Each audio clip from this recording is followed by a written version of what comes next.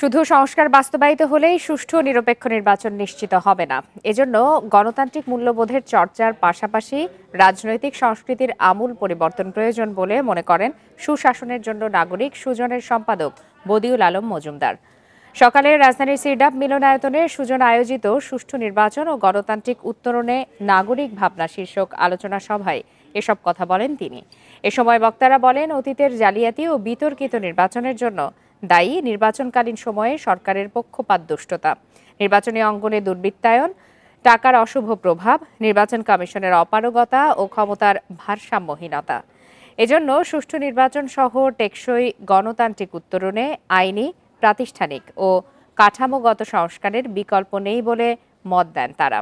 সেই সাথে সুষ্ঠু নির্বাচন আয়োজনে কেন্দ্রগুলোতে সিসি ক্যামেরার ব্যবস্থা করা সহ নির্বাচন সংশ্লিষ্টদের স্বচ্ছতা ও জবাবদিহিতা নিশ্চিত করার দাবি জানানো হয়। এর মাধ্যমে আমাদের সব সংস্কার হয়ে যাবে না, আমাদের পুরো ব্যবস্থাটা ঠিকঠাক হয়ে যাবে না, কিন্তু এটা একটা গুরুত্বপূর্ণ পদক্ষেপ।